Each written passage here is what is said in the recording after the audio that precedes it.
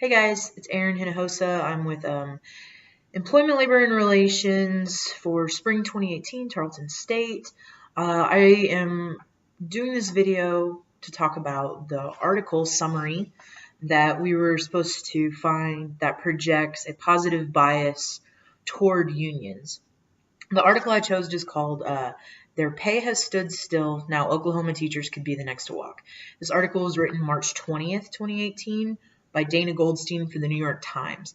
The article talks about why teachers in Oklahoma want to strike and what kind of momentum they have to do that right now. It discusses how there's been a shift for teachers unions striking throughout the United States. It started in West Virginia last month, and then we had a strike in Kentucky. There were some protests in Arizona, and this discusses why Oklahoma might be next. Obviously, now that it is April, we know Oklahoma teachers have decided to strike. So, a little bit of hindsight here, but I still thought it was a valuable article to discuss. The reason I chose this article was because I grew up a little bit in Oklahoma. I have family in Oklahoma. I went to university in Oklahoma, and I have a lot of friends who are teachers in Oklahoma and who have decided to strike, or who live in Oklahoma and their kids go to public schools and they support the strike.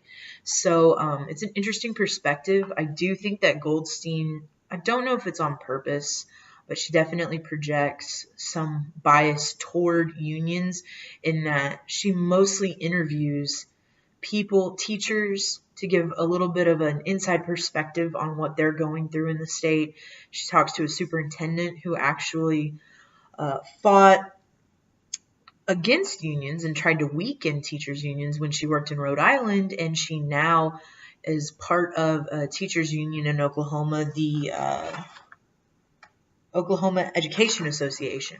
She is like one of the people at the forefront of that, and part of the issue is she's the superintendent for Tulsa ISD, and she says she can't keep quality teachers because they go to neighboring states where they're paid more. Oklahoma, Goldstein reports, is the third lowest paid state for teachers, with an average salary of $45,000 a year. They do have a lower cost of living than a lot of states, she points out, but for teachers, especially young ones who have more debt, they're not able to live those middle class lives that they thought they were going to be when they decided to become teachers. So I think that's an interesting perspective. I think the article overall is good and it offers some insight, but it does have a bias toward unions. Even a Republican representative that she interviews says Republicans in the state are being too nitpicky. They're holding on to an ideology of just refusing to raise taxes to help pay for teacher salaries, because in the state of Oklahoma, teachers' salaries, instructional wages and things like that are paid for through the state, whereas school boards and school districts can pay for structural things, technology, infrastructure, that kind of stuff. So she does point out the state is in control when it comes to teacher salaries, and the teachers in Oklahoma are fed up. They haven't had a raise in 10 years at least, and they want to fight back. And so Goldstein says that they looked like they were the next state to have teachers fight for that, to unionize, to organize, and I guess she was right. So we'll see where it goes from there, but it was definitely an interesting article, and I suggest everybody read it.